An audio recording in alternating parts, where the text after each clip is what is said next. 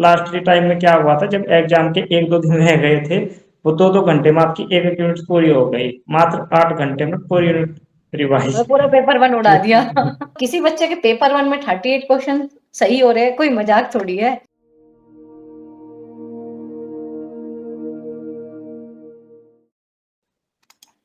Hello guys, welcome back to my YouTube channel EN learner. सब आप सब अच्छे होंगे। तो आज डिस्कस करने वाले एक नई जर्नी जो रहने वाली है अमन की। पहले पेपर दिया लेकिन वो पास नहीं हुआ, आखिर दूसरे अटेम्प्ट में कैसे यूजीसी नेट क्लियर किया, ऐसी मेन स्ट्रेटजी क्या चेंज की जिससे कि पेपर पास हो गया। तो चलिए, पहले तो अमन को बहुत सारी ढेरों शुभकामनाएं, ढेरों बधाइयां यूजीसी नेट क्लियर करने के लिए। तो अमन, कैसा लगा यूजीसी नेट क्लियर करके? मैम बहुत ही अच्छा लगा, और thank you so much for this opportunity. Thank you so much Aman. और आप ये बताओ, सबसे स्पेशल क्या रहा कि जो पहले पास नहीं हुआ और इस बार पास हो गया? पहले मेरा जो फर्स्ट पेपर था वो काफी वीक था, उसकी वजह से मेरा लास्ट ईयर भी कुछ मार्क्स नेट रह गया था। इस बार में जो वीकनेस थी फर्स्ट पेपर में, उस पे काम किया, और जो आपके नोट्स और सिलेक्शन सीरीज थी उसको बिल्कुल प्रॉपर लगाया है। 3-4 बार उसका रिवीजन भी किया है, और 38 मार्क्स पढ़ के पहले से पहले 26 सही हुए थे फर्स्ट टाइम में, फर्स्ट पेपर में, और इस बार 38 क्वेश्चन सही हुए। मतलब आपके पेपर वन में 38 क्वेश्चन सही है। मतलब लगभग जी 80 नंबर के आसपास आप लेके आए हो। पेपर वन में इतना स्कोर करना, तो फिर तो भाई नेट रुकता ही नहीं है, बिल्कुल भी नहीं रुकता। तो इसी वजह से कहा जाता है पेपर वन बहुत ज्यादा स्कोरिंग है, उस पे कमांड रखो। तो अमन ने भाई पेपर वन की वजह से हम कह सकते हैं इस बार का ये नेट निकला है या नहीं?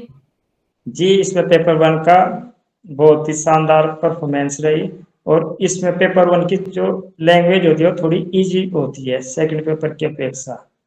उसकी सेकंड लैंग्वेज पेपर में क्वेश्चन बहुत ही लेंदी होने लगे क्योंकि सिलेबस वही पुराना है, तो लैंग्वेज टफ बन रही है। जबकि पेपर वन में सिलेबस है ज्यादा लेकिन लैंग्वेज इजी है अभी तक तो।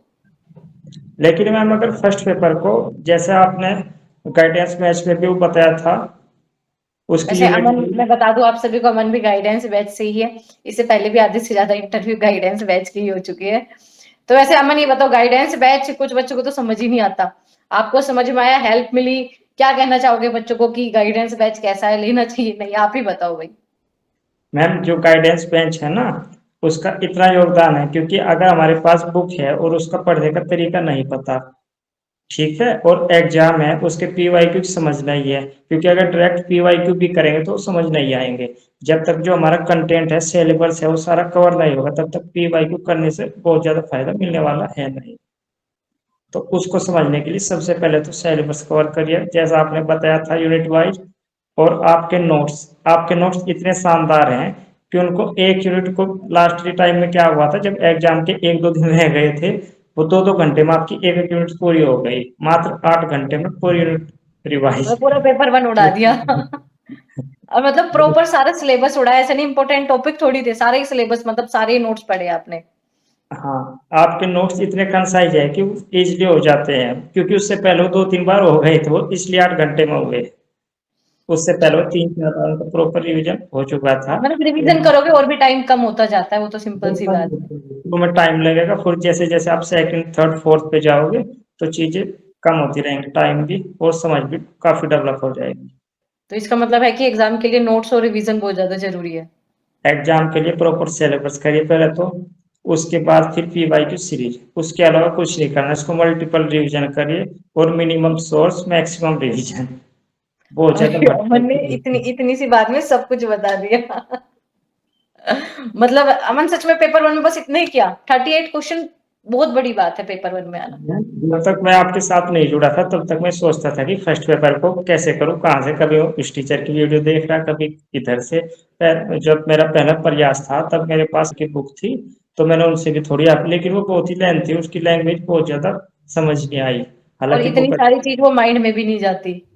और उसके और बाद मैं इस चीज को लेकर परेशान था कि कैसे कुछ अच्छा कंटेंट मिले फर्स्ट पेपर को लेकर। और 24 अक्टूबर को मुझे आपकी एक वो शॉर्ट वीडियो देखी, फिर मैंने देखा, मैं कही मैडम तो बहुत अच्छा बता रही है इसको लेकर, तो फिर मैंने और देखा, फिर आपका गाइडेंस बैच का पता चला, फिर उसको ज्वाइन किया, और मात्र लास्ट वाले दो। बैच में थे अमन, लास्ट वाले हाँ। बैच में जो कहते हैं ना 2 महीने में अच्छे से पढ़ाई नहीं होती, अगेन और अमन ने भी लास्ट के 2 ही महीने पढ़ा है अच्छे से। मैंने 2 महीने क्या? कुल 2 महीने फर्स्ट पेपर इतना स्ट्रांग हो गया कि उसकी वजह से इजीली नेट हो गया। और जेआरएफ में हमारे साथ क्या हुआ, इस बार हिस्ट्री में हमारे 8 क्वेश्चन के आंसर एनटी ने रॉन्ग दे रखे हैं। वरना प्रोविजन, जेआरएफ की था इस बार तो बिल्कुल ही। जी जी जी, उसमें फाइनल आंसर की में कोई संशोधन नहीं किया, वो एज टीज दे दी हमारे खैर ये कुछ। एमपी का बहुत ही बड़ा प्रकोप है बच्चों के ऊपर, जो कि कभी ना कभी किसी सब्जेक्ट में देते ही रहते हैं, वो कुछ ना कुछ करते हैं, हर बार का ऐसा है। पर कोई बात नहीं अमन, अब चीजें बिल्कुल क्लियर है, अगली बार जेआरएफ कहीं नहीं गया, इतना तो मुझे भी पता है। मैम और अगर वैसे एनटी भी ना करे तो, क्या? अच्छा अगर एनटीए ना करे, ना एनटीए से करे पेपर तो, नहीं करवाएंगे, ऐसा करवा देंगे। नहीं वो बोला है उन्होंने कि विद इन 1 वीक हम दोबारा संशोधित रिजल्ट जारी करेंगे। अगर वो करते हैं तो अच्छी बात है, नहीं स्कोर नहीं, बहुत ऊपर है। हो जाए तो फिर अमन का जेआरएफ भी कहीं नहीं गया, तो कोई बात नहीं, होना चाहिए भाई, बिल्कुल होना चाहिए। ऐसे नेट भी कम नहीं है भाई, 6% लोगों में आ रहे हो आप पूरे इंडिया की जनरेशन की, बहुत बड़ी बात है। तो जैसे अमन आपने इतनी छोटी छोटी चीजों में सारी बातें बता दी, अब उससे थोड़ा सा डिटेल में बताओ ताकि बच्चे और भी ज्यादा समझे। आपने पूरा बता दिया कैसे पढ़ना है, अब बताओ जो नए बच्चे हैं जो पहली बार, क्योंकि आपके पास एक्सपीरियंस 2 बार एग्जाम देने का, तो जो पहली बार दे रहे उनके पास है ही नहीं एक्सपीरियंस, तो बताओ एग्जाम तक उन्हें क्या क्या करना चाहिए थोड़ा। मैम सबसे पहले तो किसी को भी ये करना चाहिए, एक बार सिलेबस को देख लिया अच्छी तरह। इसमें 10 यूनिट फर्स्ट पेपर में है और 10 यूनिट सेकंड पेपर में है, तो प्रॉपर सिलेबस एनटी ने दे रखा है, अच्छी चीज है। और जो फर्स्ट पेपर की 10 यूनिट है, अगर जो आपके नोट्स हैं उससे कम समय में हो सकता है, यानी मार्केट में इतनी बुकें हैं, उसमें फिर भटकाव इतना ज्यादा रहेगा कि फर्स्ट पेपर ही फिर 6 महीने आराम से चलेगा। अगर आपके कोई नोट्स ले, उनको प्रॉपर रिवीजन करें और उसकी पीवाईक्यू की सीरीज। और सबसे बड़ा फायदा तो इस चीज का रहा, चलो ये तो अच्छी चीज है, पीवाईक्यू सीरीज और नोट्स वगैरह पढ़ना। जो गाइडेंस बेंच होता था हमारा, उसमें करीब 70-75 लोग उसमें जुड़े हुए थे। और वो पहले से ही कोई टीचर था, कोई कॉर्पोरेट सेक्टर में जॉब पे था, कोई इंस्पेक्टर इस तरह से वो अलग अलग फील्ड के मतलब पहले से जॉब पे थे। उसके कोई बावजूद नेट भी वाले भी थे जिनका पहले ही पेपर पास भी था। इंटरनेट वाले भी थे, उसके बावजूद भी वो ये एग्जाम दे रहे थे। तो जो इंटरेक्शन होता था आपस में, वो बातचीत बताते, जैसे प्रमोद सर बीकानेर के थे, उन्होंने इतने शानदार अपने अनुभव शेयर किए, तो उनसे काफी सीखने को मिला। एक वैष्णवी थी, उसकी मराठी बहुत अच्छी लगती थी जब वो बोलती थी। और झारखंड, छत्तीसगढ़, मतलब एक होता है ना कि इतने सारे वो है ना पीयर लर्निंग, उसका बहुत ही योगदान है। अब जो चीज अमन को समझ नहीं आ रही या अमन को जो चीज समझ में आ गई वो दूसरों को बता रहे, तो वो गलती नहीं करेंगे। तो एक दूसरे से जो सीखने को मिल रहा है, सेम एग्जाम की तैयारी कर रहे हो, तो अलग ही लेवल का काम कर रहा था। तो और अमन ने उसका बेनिफिट तो काफी लिया है। कई बार तो ऐसा होता था, जैसे मेरा कोई डाउट है, वो पूछने से पहले, आपसे पूछने से पहले सोल्व हो गया, क्योंकि वो किसी और ने अपने आप ही बता दिया। कई बार ऐसा होता था किसी का कोई पर्टिकुलर डाउट हो कि वो कैसे सोल्व हुआ, तो वो शेयर करते थे और ऑटोमेटिक सबका सोल्व होता था क्योंकि वो अपना अपना उन्हें क्या नया चीज, क्या क्या प्रॉब्लम्स आ रही है, उसका क्या सॉल्यूशन है, तो सब शेयर करते थे, हम भी करते थे अपना वो सब मैंने एक बताया था पीवाईक्यू क्या, तो वो सब ने किया था फिर फॉलो। नहीं, उस चीज का बहुत ही बेनिफिट हो जाता है, क्योंकि आप अकेले एग्जाम में नहीं दे रहे, उसके अलावा आप जैसे बताए ना 70-75 उन बच्चों ने भी दिया है पेपर, तो उसका सारा निचोड़ वो आपको मिल गया, उन और मैम गलती से फिर आप बच गए। वो इतने शानदार लोग थे, अपने अपने जो फील्ड के थे, काफी एक्सपर्ट लोग थे। प्रमोद सर का भी हिस्ट्री विषय था, तो उनसे और भी अतिरिक्त लाभ मिला। नहीं सच में बड़े ही प्यारे थे भाई, ये मैं भी कहती हूँ कि भाई बैचेस तो सबके बनते, लेकिन इतने प्यारे स्टूडेंट कहीं नहीं मिलते। सच में हमारे बैचेस कुछ अलग ही लेवल के थे, विश्वास करते इस बार भी अच्छे ही बने भाई, अच्छे ही बच्चे सब अच्छे ही होते हैं। तो अमन आपने एक सिलेबस बताया, और क्या क्या? मैम एक तो सबसे सबसे पहले पहले तो सिलेबस नहीं छोड़ना, चाहे पेपर 1 हो पेपर 2, छोड़ के हम जाना ही नहीं है। सभी यूनिट कोई भी मिस नहीं करनी। ऐसा हो सकता है पर्टिकुलर यूनिट में कुछ टॉपिक आपके वीक हों, ना आए ऐसा ना हो समझ में आए। लेकिन यूनिट नहीं छोड़नी, यूनिट पूरी की पूरी करनी है। अगर कोई चीज वीक है टॉपिक के हिसाब से, उसको थोड़ा सा स्किप कर सकते हैं, क्योंकि हो सकता है वो ना आए ऐसा भी तो हो सकता है क्वेश्चन ही ना आए, उससे ना बने। अरे लेकिन ऐसे थोड़ी कि बिल्कुल हम हर फील्ड में 100% नहीं हो जी सकता, जी, कोई दिक्कत नहीं है। एक दो क्वेश्चन अगेन कहती हूँ कि 300 में आप से 300 मेरिट नहीं बनती, 30-40 क्वेश्चन गलत भी करके आ रहे हो, कोई दिक्कत नहीं है उसमें। जी, सबसे पहले तो सिलेबस अपना अच्छे से करना चाहिए, उसके बाद सिर्फ पीवाईक्यू। इसके अलावा जो मार्केट में मटेरियल है उसको एकदम छोड़ दे, भटकाव से बचे।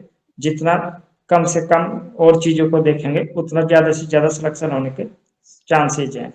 Limited source, maximum revision. तो जो अमन ने बताया ना, ऐसे बहुत सारे बच्चे मतलब जो भी है, तो उन्होंने बात जरूर कही है कि लिमिटेड रिसोर्सेज रखो, चीजें तभी क्लियर होगी, क्योंकि ये यूजीसी नेट में इतना है नहीं समझ पा रहे, तो जितना कम रहेगा वो समझ में भी आएगा, और अपना सिलेबस से बढ़ के तो कुछ है ही नहीं, और सिलेबस आपका पूरा हो ही जाता है, और क्या ही चाहिए। तो एक तो अमन ने नोट्स के बारे में बताया, लिमिटेड रिसोर्सेज के बारे में, और सिलेबस हो गया। रिवीजन, रिवीजन कैसे किया अमन? जैसे एक होता है ना टाइम मैनेजमेंट कैसे करें, पेपर 1 करते हैं, पेपर 2 छूट जाता है, उसका कैसे किया? मैम पेपर टू, मैं तो काफी चीजें पहले से ही पीजी में पढ़ रखा था, और जो पहला प्रयास था उसमें भी काफी। पेपर टू में तो वो तो कुल मिला के पीवाईक्यू पे फोकस किया, 2015 से लगाकर और अब तक के जून सारे लगाए। 2021 तक के एक तो वो लगाए थे। और फर्स्ट पेपर में आपके notes plus PYQ plus practice, इन तीन के अलावा कुछ नहीं किया। और ऐसे जो सेकंड सब्जेक्ट था उसमें भी जो यूनिट वाइज थी पूरा सिलेबस था वो कवर किया, और उसके बाद सिर्फ पीवाईक्यू, इसके अतिरिक्त कुछ भी नहीं। मतलब कहने को यूजीसी नेट बड़ा अजीब सा लगता है, लेकिन जितना सिंपल काम करोगे उतना रिजल्ट मिल जाएगा। मैम ये अगर चीजें बहुत ही आसान रहती है, अगर हम एक सिस्टमेटिक वे में चीजों को आगे लेके चले तो चीजें ऑटोमेटिक बहुत ही सहज और एक रिदम में आ जाती हैं, फिर बहुत आसान भी लगने लगती है। कई क्वेश्चन ऐसे सही होते थे एग्जाम हॉल में जो सिर्फ लैंग्वेज के आधार पर ही सोल्व है, जैसे पीवाईक्यू आप लगवाती थी हाँ।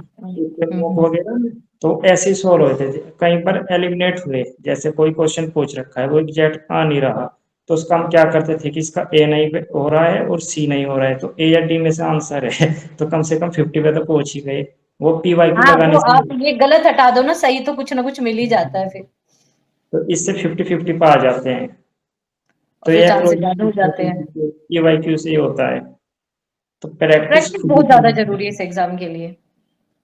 और लास्ट जब एग्जाम से कुछ दिन पहले आपकी पीवाईक्यू सीरीज के वो आ रही थी मैराथन वीडियो, आपने डाल रखी थी, तो रिवीजन के लिए मैंने वो भी देखी 2x पे करके, तो उससे और अच्छा समझ में आया, क्योंकि प्रैक्टिस हो रही थी पहले पढ़ रखा था, तो उसको 2x पे करके, और वो भी बहुत ही अच्छे रहा।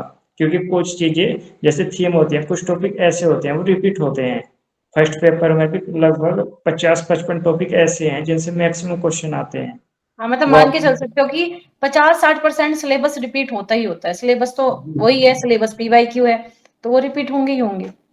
एनटीएस सिर्फ उसकी जो लैंग्वेज है ना उसको टफ करता है, मूल बात जो होती है वो सेम ही रहती है, उसकी लैंग्वेज को घुमा देता है।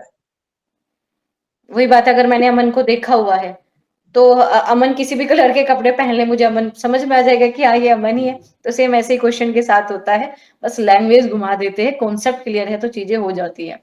तो अमन जो अब तैयारी करने वाले हैं, आपने खैर सब कुछ बता ही दिया कैसे क्या करना है। आप मुझे बताओ, जैसे आप एग्जाम में बैठे थे, टाइम मैनेजमेंट में कोई प्रॉब्लम आई है आपको कि टाइम कम रहेगा, ये सारी चीजें कुछ? मैम फर्स्ट टाइम में थोड़ी सी दिक्कत हुई थी टाइम को लेकर, मेरे उसमें सेकंड पेपर में 2 क्वेश्चन छूट भी गए थे फर्स्ट अटेम्प्ट में।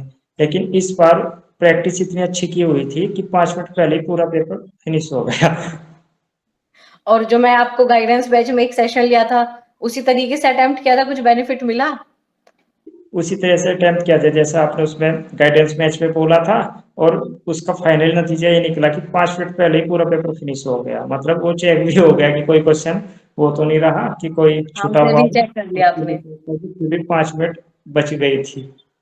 नहीं, इस बार 5 मिनट बचनी अच्छी बात है, और सही करने भाई, 38 क्वेश्चन सही करने पेपर 1 में, पेपर 2 में भी करना, तभी जाके पेपर। तो ये तो अमन की प्रैक्टिस थी, अगर प्रैक्टिस नहीं करते तो टाइम की तो गड़बड़ उन्हीं के साथ होती है, जो प्रैक्टिस या पीवाईक्यू की लैंग्वेज नहीं समझ रहे, मेन दिक्कत उन्हीं के साथ आती है। पैसेज पढ़ के सोल्व किया था अमन, या ट्रिक से यूज किया था? सेकंड पेपर का तो पहले उसको पढ़ा था और वो सारे क्वेश्चन उसमें से ही मिल गए थे, और फर्स्ट पेपर में ट्रिक यूज की थी वो उससे ही हो गए थे। आपके नंबर बढ़ेंगे, इंक्रीज होंगे, जरूर होंगे, ठीक है। एंटी करेगा मेहरबानी, लेकिन फिर भी इतना अच्छा आपका रिजल्ट रहा, और क्या ही चाहिए। तो चलो भाई एंड करते हैं, और जो अमन ने बताई भाई वो चीजें थोड़ा सा सीरियस ले लेना, क्योंकि एक्सपीरियंस सच में बोलता है, और जो चीज आपने नहीं की उसमें आप अगर जीरो से करोगे बहुत डिफिकल्टी आ जाएगी। जैसे अमन ने कहा कि अगर एक्सपीरियंस होता है तो चीजें बहुत ईजी भी हो जाती है, सही तरीके से आप चीजें करो, सिलेबस करो, और जो टिप्स अमन ने सीधा का सीधा दे दिया ना, बहुत छोटे से ही पॉइंट में सब बता दिया, तो उस चीज को फॉलो जरूर कर लेना। और अमन को ढेर सारी बधाइयां देके जाना, इतना अच्छा रिजल्ट रहा। और अमन कुछ लास्ट में कहना चाहते हो, कह सकते हो। खुद पर भरोसा रखें कि हो जाएगा, पॉजिटिव माइंडसेट। ये मान कर चले कि अगर नेट की तैयारी कर रहे हैं तो वो हो जाएगा, जेआरएफ भी हो जाएगा, कोई बहुत ज्यादा मुश्किल होती नहीं चीजें। तो पहले वैसे से एग्जाम डिफिकल्ट नहीं है। मैम चीजें बहुत ही आसान है, अगर हम सही तरीके से चलेंगे सिस्टमेटिक वे में, चीजें इतनी इजी लगने लगेंगी कि मजा ही आ जाएगा उसको देखकर। तो भाई ये सिस्टमेटिक वाला पॉइंट जरूर याद रखा करो। मैं ये कह सकती हूँ, मैंने सिस्टमेटिक वाला मैंने भी बताया था। तो ये जितना ज्यादा सिस्टमेटिक तरीके से चलोगे, पता रहेगा मैंने इतना कर लिया, इतना पढ़ लिया, इतना पढ़ लिया।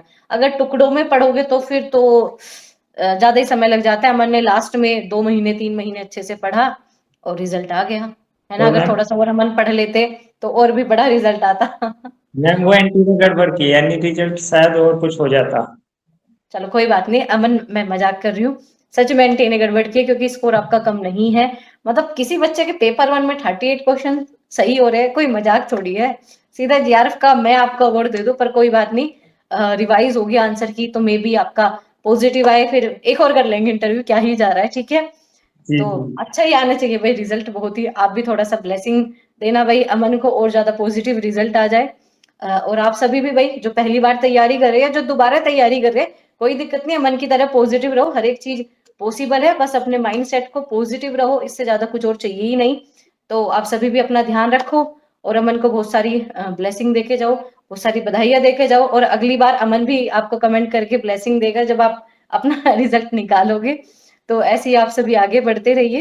तो इस सेशन को यहीं पे एंड करते हैं। अच्छा लगा हो तो शेयर कर देना अपने दोस्तों के साथ, जो भी यूजीसी नेट की तैयारी कर रहे हैं।